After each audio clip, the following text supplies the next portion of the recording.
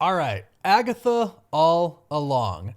I was actually excited for this show. I'm still excited to see what is going to happen. I've seen the first 4 episodes, and by the fourth episode, there are some things that I'm like, okay, you are now kind of really catching my curiosity. It's a slow start. It's a slow start. And it's really interesting because I've seen a lot of reviews online and I see some people say that they really like the first episode. The first episode to me was kind of boring and kind of almost, I guess it's necessary because they have to show you what happened in WandaVision. But if you are here watching this video now, you probably have seen what's happened in WandaVision. If not, it's really easy to get pretty up to date. And they do a good job at doing that in the first episode of Agatha All Along for the most part. Episode 2 was okay. I enjoyed it a lot more than the first one. I couldn't tell you any super memorable parts from episode 3, and there's a few good parts in episode 4. Again, it has caught my attention now by the 4th episode. However, unfortunately, I think the show suffers from what a lot of shows have suffered from lately. And it's not just with Disney Plus, but it is also with like Amazon Prime. Like The Rings of Power has suffered from this as well. Many of you might have guessed what I'm talking about already, and that is it's slow.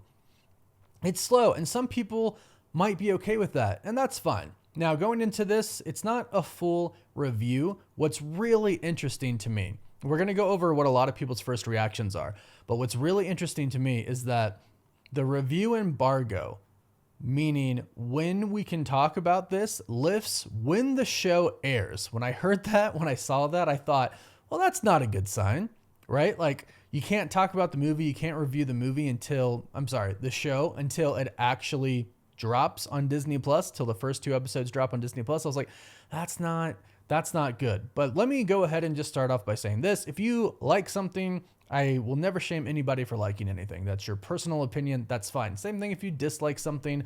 If I loved it and you disliked it, whatever. But this, I've seen some really, really weird reactions from people. I've seen people say that they absolutely love this show. This is one of Marvel's best. And I'm sorry, for me, it's just not it. It's got a lot of really intriguing and interesting thoughts and characters. And there are some interesting name drops. If you've been following the channel, you've heard me already state, because I said this in an interview, Mephisto. The name is dropped in there to make you think. And there are some really interesting connections that I'll break down in my videos for the episodes that really make you wonder. And I will say this, the theories will be back. The theories are going to come back, and we're probably going to hear some Mephisto theories. I already have some Mephisto theories of my own. But to me, it started really slow. And there are sprinkles of really great parts in this. And I can say that the characters, I actually like all the characters, all of them. I actually like Billy. I'm sorry, his name's not Billy. His name is Teen. And there's an interesting part about his name that they dive into that I won't spoil. No spoilers here. But I actually like his character. I think he adds a lot to the show. A lot of these characters, like Deborah Jo Rupp, oh man, I love her. She is awesome, and she shines to me in a lot of these episodes. Basically, what I'll just say without any spoilers is that the first episode was extremely slow for me. I enjoyed part of it, but the next one was better to me. I do actually enjoy the musical aspects to it. I will say that, but I typically like most musicals. Like the new Willy Wonka movie, Wonka, I liked that. I thought that was pretty good. I like The Greatest Showman. And if you kind of like those, right, then you probably will like the singing scenes in this. But to me, it's so slow. And I think that's what a lot of shows suffer from right now. They suffer from just taking too long, or it's almost like Agatha's 9 episodes long. And I feel like they're like, well, we could make an Agatha movie, but instead we'll drag it out through 9 episodes on Disney Plus. And I don't think that's the move. And I think a lot of things suffer from that nowadays, because honestly, you could probably have made an Agatha movie and it probably would have went over really well, because I really like Agatha as a character. I really like Catherine Hahn. I like Aubrey Plaza. I like her character. When you finally get into it, it takes a little bit. Like, she shows up, but then it takes a little bit to get really into her character or the story. And it's like, there's a lot of pieces to a puzzle that's not really being put together yet in the first 4 episodes. Like, it's taken a while. I hope it has a really strong finish. But for me right now, it's kind of just an okay show.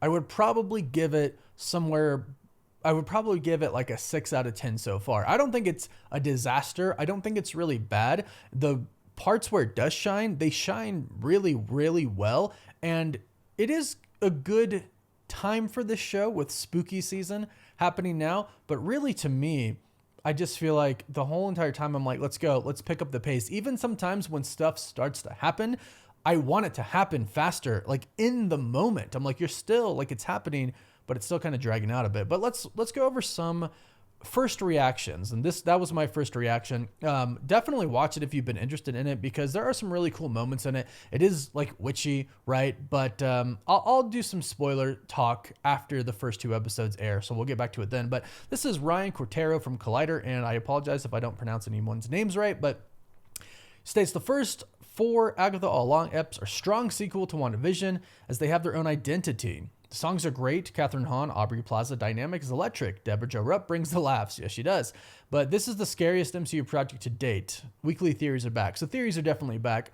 I don't like scary horror-esque stuff. This is not really scary to me at all. There's some, like, I would say creepy parts, like witch creepy parts, but they're not like scary. You're just kind of like, oh, that's kind of creepy. I don't think it's a strong sequel to WandaVision yet. Not really. It does have its own identity. You hear Wanda's name a few times, you know, that witch, they referred to her. There's some interesting lines in there. But we'll see how it ends. Brandon Davis, comicbook.com, friend of mine. Agatha All Along has a slow start. Yes, it really does. But gets rolling by episode 2's end. It's more mature and spookier than I expected. Stakes. Catherine Hahn and Aubrey Plaza are fantastic, especially together. I fear the middle may be redundant, but I hope it stays so engaging and fun. I don't think it's incredibly engaging, but by episode 4, sprinkled throughout the first 4 episodes, you do really start to wonder a few things. Like, there are a few plots that you're like, okay, that does have my attention, but I kind of want to know right now. Like, please don't wait till episode 9 to reveal this. Like, please. Like, that's going to be the biggest thing. I think it needs to move faster. So, Jenna Anderson, comicbook.com, Agatha All Along is a delight. The first 4 episodes are kooky, legitimately funny, and surprising on a comic MCU level. Dynamic performances across the board. I can't wait to see more. Unsurprisingly, the show works best when the entire coven is together. So I will say this, and I think I mentioned it briefly, but I do like the characters. I like the whole entire cast. I think they do really work well together, and they get into it like in the 3rd and 4th episode. And that's kind of like the little bit of an issue for me. It really does take a while to get going. And I wish it just jumped into it a lot faster. Granted, there's a lot of things they have to set up, and I'm all for telling a good story. I just really hope it pays off, because if it doesn't, then this is not going to be viewed as a good show. It's really going to depend on really episodes 5 through 9.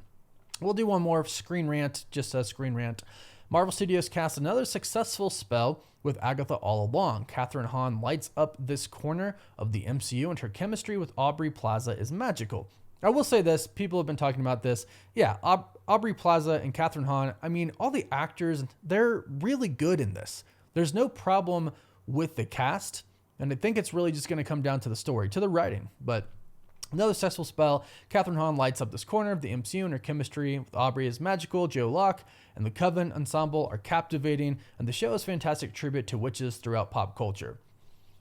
I'm glad people like it, and I think this really will depend on your personal taste. For me, it's an okay show right now. I'm hoping it goes, from me ranking it a 6 out of 10 up to the 7 or 8, and heck, if it finishes super strong and they have a crazy story in store for us, shoots up to a 10. I wish the best for this show, but right now I'm kind of sitting at a 6 out of 10. I am interested and excited to figure out what is going to happen next. I hope they deliver it soon. I hope the pacing picks up a little bit, and I don't want to give too much away, but I hope there's more magic.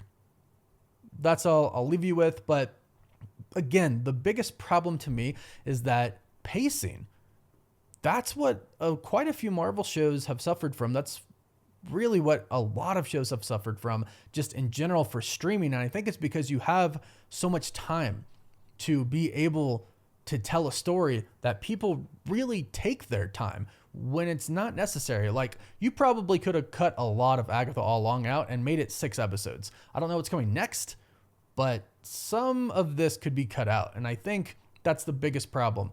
And if Marvel can figure out how to just, cut through unnecessary things, they could really have some truly great shows. Like, if Agatha All Along cut out some parts and got to a lot of the stuff faster, I'd probably say, like, hey, this is actually a pretty great show. But sometimes I just find myself being bored. And I think that's actually a pretty big problem that Marvel and other studios will have to deal with when tackling these shows. And I know we used to say, oh, it's new, but it's not so new anymore, right? Not such a new thing anymore. Disney Plus has now been around for a few years, more than a few years. So hopefully it gets a lot better. Hopefully Marvel, specifically Marvel, right, because I'm a Marvel channel, can tackle this problem and make the future shows just a little bit quicker as far as pacing is concerned. And don't get me wrong, I'm all for, setting things up and telling a good story, but you can still do that and not be kind of boring your audience. So that's kind of my initial thoughts on Agatha All Along. We'll talk spoilers. We'll do spoiler streams after the episodes air so we can kind of talk about our true thoughts about it. But go ahead and let me know if you're excited for Agatha All Along. Again, it drops today, and that's when the spoiler reviews can go out. So be ready for that. I'm curious to see what everybody thinks about it, so I'll be reading the comments, but let me know if you're excited. Please give this video a thumbs up if you enjoyed it, and subscribe so you don't miss out on any of our Agatha All Along. The titles screwed me up because they've switched so much. Our Agatha All Along breakdowns for each episodes. I'll catch you all in the breakdowns. Woof woof.